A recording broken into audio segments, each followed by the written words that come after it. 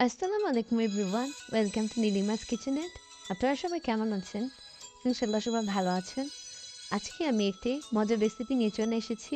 আজকে আমি বানাবো বেগুনের চাট ভাজা, আর এটি বাংলাদেশের একটি খুবই বিখ্যাত সাইড ডিশ।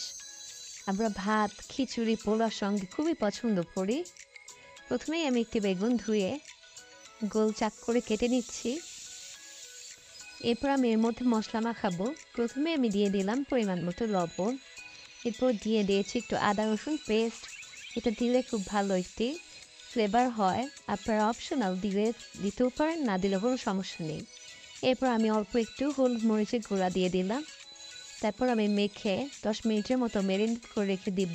এতে করে লবণ মশলাটা বেগুনের ভিতরে ভালোভাবে যাবে। এখন আমি প্যানের মধ্যে দিয়ে দিচ্ছি পরিমাণ মতো তেল। আর বেগুন ভাজাতে একটু তেল বেশি লাগে। তেলটা যখন গরম হয়ে আসবে তখন আমি দিয়ে দিব বেগুনের চাকগুলো। আর চুলা আঁচ থাকবে মিডিয়াম টু লো। হাই ফ্লেমে যদি বেগুনগুলো ভাজতে যান, ওপরে কালার চলে আসবে কিন্তু ভিতরে কাঁচা থেকে যাবে, তখন খেতে একদমই ভালো লাগবে না। তো একটু পর পরে বেগুনগুলো উঠিয়ে দিতে হবে।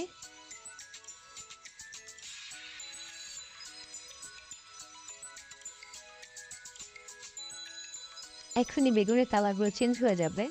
আর বেগুন ভাজা কখনো ঢাকনা দিয়ে থেকে করবেন না, এতে করে পানি উঠে যাবে।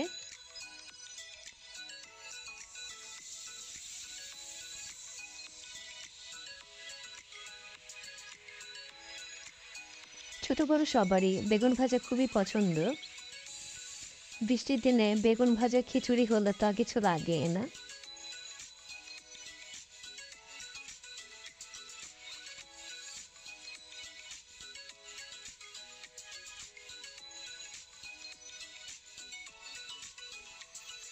দেখুন কত সুন্দর কালারটা চেঞ্জ হয়ে আসছে।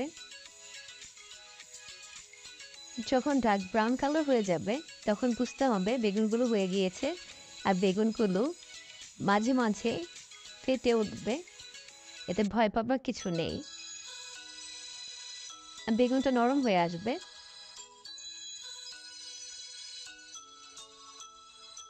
হয়ে গিয়েছে প্রায়। আমি এখন তুলে নিব।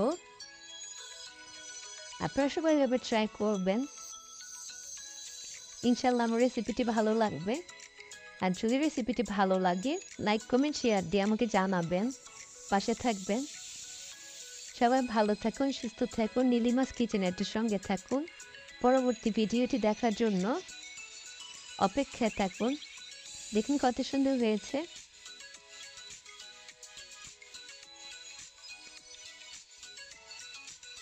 আল্লাহ হাফিজ।